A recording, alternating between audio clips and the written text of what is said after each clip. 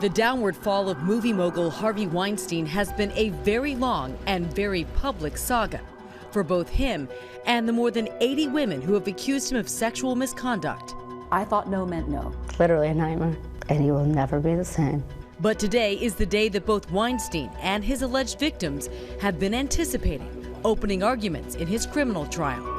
Weinstein is facing 5 felony charges, which include rape and sexual assault. There are 2 counts which accuse him of being a sexual predator. Those are the counts that could put him behind bars for life. Weinstein has denied all the allegations, saying any sexual relations were consensual. In November, I sat down with Donna, Rotunno, a member of Weinstein's defense team. You're currently defending what many would regard as the most hated man in America. Why are you defending him? Number one, Harvey has a right to a defense. I am not the moral police on Harvey Weinstein. That's not my job. And frankly, it's not the jury's job either. The jury's job is to determine whether Harvey Weinstein committed a crime that will put him in prison for the rest of his life. For many in the Me Too movement, including some of Weinstein's accusers like Rose McGowan, this trial is a watershed moment. The trial means so much to so many, but it will mean the most to the brave women testifying and to all of us silence breakers. Despite Weinstein's dozens of accusers, the trial will focus upon allegations of only 2 women. Mimi Halei, who says Weinstein forced himself on her in 2006 when she was working as a production assistant.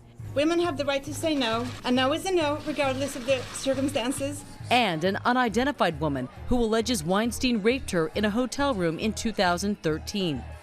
During today's opening statements, prosecutor Megan Hast recounted to the jury in detail the stories of 6 women who will testify as witnesses in Weinstein's trial. It was graphic, it was intense, it was moving. We're going to see some very uncomfortable moments as we go forward. Hast referred to Weinstein as a sexual predator and a rapist who overpowered women, making them feel nervous, upset, confused, and in some cases, unable to fight back, laying there, motionless, like a dead fish.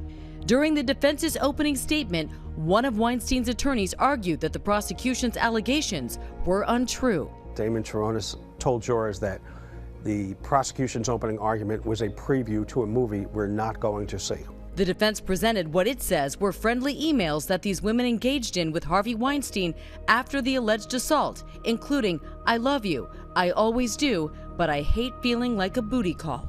They have, quote, dozens and dozens and dozens and dozens of, quote, loving emails. Rotunno believes those communications could raise doubt in the jury's mind about the allegations. There's direct communications between Harvey and women, always friendly, sometimes romantic. That would lead, I think, any reasonable person to think that the claims are untrue. There are plenty of experts out there who say it's fairly well documented that a lot of times when women are assaulted will communicate with the person they accuse because they're trying to normalize something traumatic that happened to them and that this isn't unexpected behavior. There are some doctors that will say that. We will discredit the fact that there is no research to prove that. In a statement to ABC News, Mimi Halei's attorney, Gloria Allred, said once the jury understands the context of the minimal communications by my client, Mimi, they will understand why they were sent and that communication after an assault does not mean that no assault took place.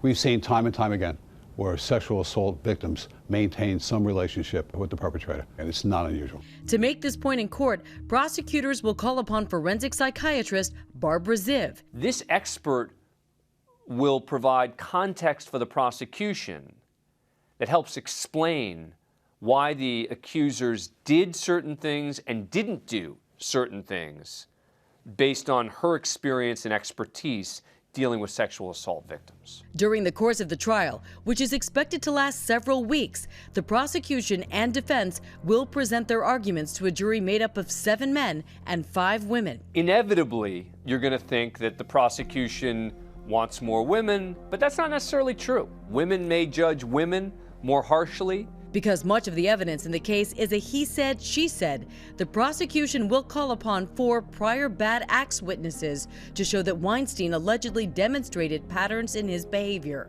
It's difficult because you don't have any smoking gun, you don't have DNA, you don't have fingerprints, You don't have video. All the things that we go to court with every day. So it's really going to be based on these women who are going to testify against him. Prior bad acts witnesses were also called by the prosecution during the second Cosby trial.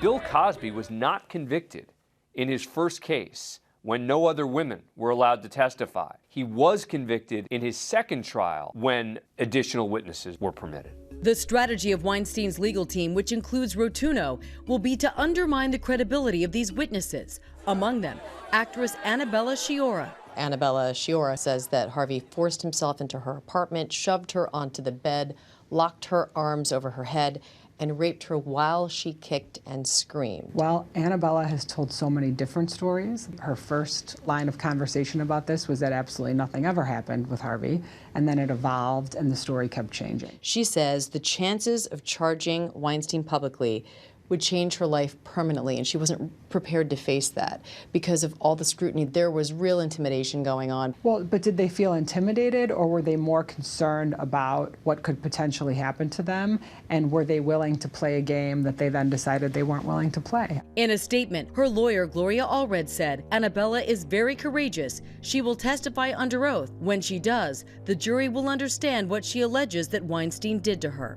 Many of the dozens of other women who have alleged crimes against Weinstein are unable to bring their criminal cases to court because they are beyond the statute of limitations, signed NDAs, or are otherwise ineligible.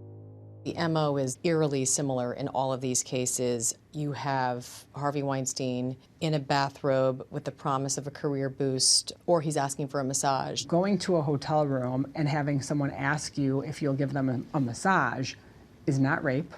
It's not sexual assault, and it's really not even sexual harassment. People have a right to make a pass, and you have a right to say, no, thank you. Even if you're in a position go out on of a power. date, but you're not in a position of power when someone wants something from you. But it doesn't mean you want to necessarily give Harvey Weinstein a massage or see his naked body. There's many things that lead up to that point, and those are the things that people don't want to say when they come forward and make these claims. When someone in a position of power over someone else's career makes the pass with the explicit or implicit promise of career benefits, that is the very definition of sexual harassment.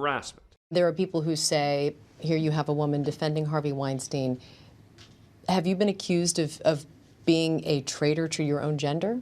I don't believe I am. I think in many ways I would hope that I could help women. What happens in these circumstances where women don't want to take certain responsibilities for their actions, we infantilize ourselves. You have to know that when you make certain choices, there's a risk when you make those choices. A lot of people would say what you just said is victim blaming. And that's absolutely not true. If you don't want to be a victim, don't go to the hotel room. And if you don't want to be a victim, don't sign an NDA. Then go out onto Fifth Avenue, take a megaphone, and talk about what you want to talk about.